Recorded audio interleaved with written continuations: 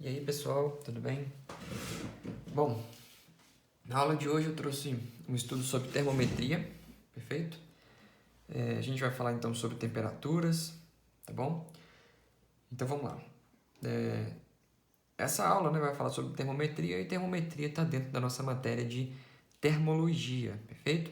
A termologia estuda calorimetria, estuda termodinâmica, né? E uma área dela também estuda termometria, que é o estudo das temperaturas. Então a gente vai trabalhar com três escalas, né, que são as mais utilizadas no mundo: a escala Celsius, a escala Fahrenheit e a escala Kelvin. Perfeito? É interessante você saber que hoje em dia nós trabalhamos apenas com essas três aí mais usadas. Até o século XVIII existiam cerca de 40 escalas termométricas, né? Então devia ser bem complicado nessa época você se referir a algum tipo de temperatura, né? Bom, o que é interessante? A gente entender o conceito de temperatura, né? A temperatura, o que ela faz? Ela mede, né? Tá aqui a definição. Ela mede o grau de agitação das moléculas, perfeito? Então, isso aqui é o nosso conceito de temperatura, perfeito? Então, a gente trabalha então com essas três escalas. Nós temos a escala Celsius, Fahrenheit e Kelvin. A Celsius, né, estipulou o valor da temperatura de fusão da água, né, como valor de 0 graus, tá? E valor de temperatura de ebulição da água de 100 graus. Esse valor corresponde na escala Fahrenheit a 212 e na escala Kelvin a 373. Já o valor de 0 graus Celsius corresponde na escala Fahrenheit a 32 e corresponde na escala Kelvin a 273, tá? Você pode ver que eu fiz um asterisco aqui do lado da escala Celsius e da escala Kelvin, porque essas temperaturas, elas são escalas, né? Essas escalas são escalas centígradas, tá? O que é uma escala centígrada? Que ela varia, né, a sua temperatura de 0 até 100. Isso eu me refiro aos pontos fixos, né? Os pontos fixos são esses pontos que estão marcados aqui, ok? O 0, 32, 100 e 212. Então você pode perceber que na escala Celsius eu tenho uma variação de 0 até 100, ou seja, ela é uma escala centígrada. A escala Kelvin varia de 273 até 373, também varia em 100 unidades, é uma escala também centígrada, tá bom? Vale ressaltar que também na termometria, né, nós estamos falando aí do grau de agitação das moléculas, então a gente vai perceber que isso nos remete também a falar sobre os estados da matéria, perfeito? O que são os estados da matéria? A gente tem, no nosso meio acadêmico, que é o ensino médio, né, a gente estuda basicamente três estados físicos, né? O sólido, o líquido e o gasoso. Mas também existem outros estados que não são abordados, né, no nosso caso aí no ensino médio, tá? Que são, por exemplo, os condensados de Bose-Einstein e o condensado fermiônico, eles aparecem quando a gente tem temperaturas bem próximas do zero absoluto, tá bom? E o plasma também, ele já é temperaturas muito altas, né? Aí a matéria entra no estado físico que nós chamamos de plasma, perfeito? A gente vai ver que no estado sólido, né, o corpo, né, ou a matéria lá no caso, quando ela está no estado sólido, ela não varia a sua forma, tá bom? E também não varia seu volume, ok? Vamos colocar aqui. Então, no estado sólido, o cara não varia a sua forma e também não varia seu volume, né? Seria o equivalente ao, por exemplo, pegar uma pedra de gelo e colocar dentro de um copo, né? Você veria lá que esse cubo de gelo ficaria no estado que ele está, não alteraria sua forma e também não alteraria seu volume, perfeito? Já no líquido, ele altera a sua forma, então, no líquido, varia a forma, né? Por exemplo, se eu colocar um líquido num recipiente que tem o formato de cone, o líquido vai ficar com o formato daquele recipiente, perfeito? ele varia a sua forma. Porém, o volume, né? O volume não varia. Não varia o volume, perfeito? Já no estado gasoso, ele varia a forma e também varia o volume, ok? Então, isso se deve ao fato de que no estado sólido a gente tem ligações intermoleculares muito fortes, né?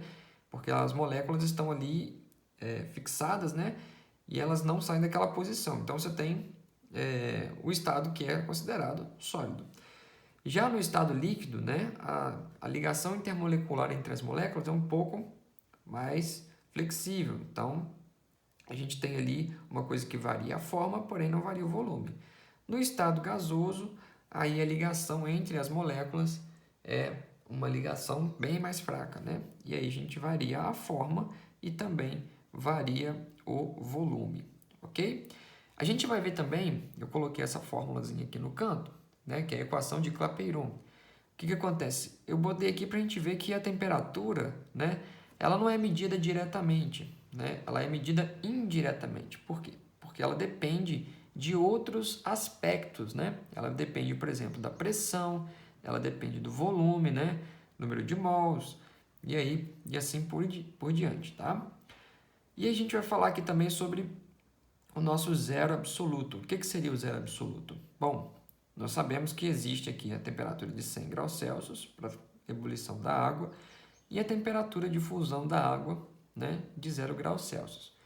Muito bem, nós sabemos que essa temperatura aqui não é a temperatura mais baixa que nós podemos chegar. Por exemplo, uma geladeira trabalha com temperaturas abaixo de zero. Mas aí vem a pergunta, qual é a temperatura mais baixa que nós podemos chegar, né? Por exemplo, uma geladeira pode trabalhar a menos 20 graus, né? Então, você vai menos 21, menos 22, e isso vai caindo, menos 23, menos 24. E até onde isso pode chegar, né? Isso vai chegar no que a gente chama de zero absoluto, né? A escala Kelvin, ela foi pensada a partir do zero absoluto, né? Então, existe aqui a temperatura, né? Aqui abaixo, que nós chamamos de 0 grau Kelvin, ok? 0 grau Kelvin é o meu zero absoluto, beleza? Bom, a teoria clássica da física, né, ela nos diz que a energia dessas moléculas, né, o grau de agitação que essas moléculas têm, vai caindo, né, à medida que nós vamos abaixando a temperatura. Então, segundo a teoria clássica, no zero absoluto, a energia cinética das moléculas e a energia térmica dela chega a zero, tá certo? Seria lá o estado em que a molécula, né, entraria num repouso total, tá bom? A gente sabe que por mais que a temperatura aqui seja a temperatura de zero, né, que a água esteja no estado sólido, nós temos que pensar que apesar dela estar no estado sólido e um estado frio, esse frio não é nada comparado às temperaturas abaixo de zero aí, tá bom? Ou seja, apesar da água estar no estado sólido, as moléculas ainda possuem agitação. Então, o zero absoluto seria, teoricamente, o lugar onde a gente conseguiria paralisar completamente essas moléculas. Então, elas cessariam essa agitação delas, ok? Bom, e aí nós temos que pensar também numa forma, né, de converter temperaturas de Celsius para Fahrenheit, né, de Kelvin para Celsius e assim por diante. Então, alguns autores já trazem várias fórmulas prontas, né? E aqui eu vou mostrar para vocês uma técnica que a gente pode aprender e a gente não vai ficar preso a nenhuma fórmula pronta, tá bom? Vocês vão utilizar essa forma que eu vou ensinar aqui agora, para poder encontrar a relação de temperatura, né, entre uma e outra. E aí eu estou falando da conversão, né? Converter Celsius para Fahrenheit, Fahrenheit para Kelvin, enfim. E até temperaturas que você ainda não tem ouvido falar, né? Por exemplo, alguns exercícios trazem temperaturas lá que eles chamam de escala E, escala F, né? Eles trabalham com temperaturas criadas ali na hora, né? Então, alguns exercícios fazem isso e eu tenho que ensinar vocês a poder trabalhar com isso, né? Como é que eu vou lidar, por exemplo, se o exercício trouxer uma temperatura, uma escala termométrica que eu nunca tenho ouvido falar, né? Então, se você se deparar com isso, você tem que saber, né, contornar essa situação. Então, o que a gente vai aprender? Nós vamos aprender a fazer a interpolação, joia? Interpolação funciona da seguinte forma. Por exemplo, nesse caso aqui, eu vou converter uma temperatura que está em Celsius, que é a temperatura de 25, para a temperatura que está em Fahrenheit, tá bom? Então, para começar o processo de interpolação, você precisa de dois valores fixos das duas escalas. No caso, eu tenho dois valores, né, 100 e 0 para a escala Celsius e tenho 212 e 32 para a escala Fahrenheit. Bom, não precisa ser necessariamente esses mesmos valores sempre, tá bom? A gente vai trazer, no caso, você pode pegar uma escala Celsius, né, tendo 50 e 25 como base, tá bom? Mas aí não tem problema. Aí a sua outra escala lá, Fahrenheit, você vai ter que ter o valor correspondente aqui e o valor correspondente aqui.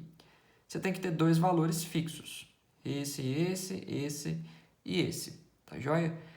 E aí, o que você quiser calcular lá, você calcula normalmente, tá bom?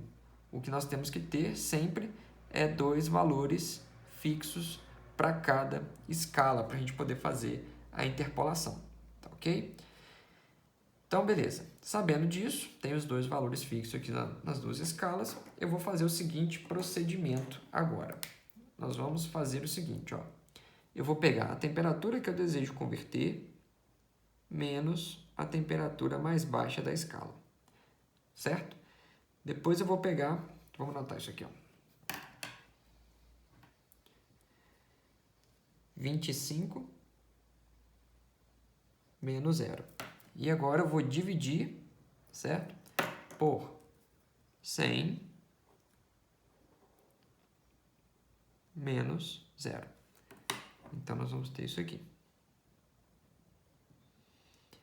Vou igualar e vou fazer o mesmo processo com uma outra escala. F menos 32, certo?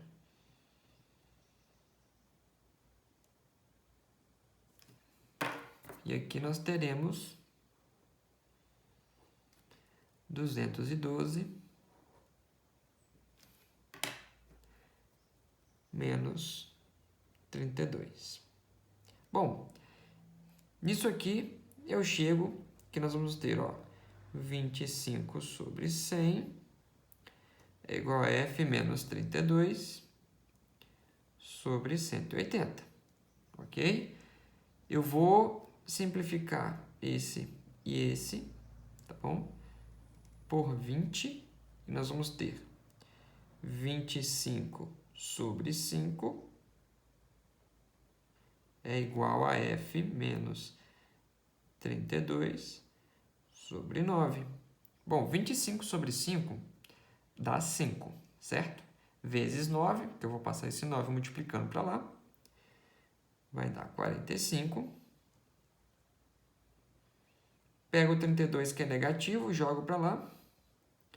E aí nós vamos ter F igual a 77, tá bom? Bom, você percebe aqui que a gente não tinha uma fórmula pronta para esse exercício aqui, certo? Não tinha uma fórmula pronta, nós fizemos interpolação. E é assim que você vai fazer, seja lá qual for a escala que você estiver trabalhando aqui, tá? É sempre fazendo dessa maneira aqui, ok? Bom, espero que eu tenha sido claro. Qualquer dúvida, é só entrar em contato comigo no WhatsApp, beleza? E até o próximo vídeo.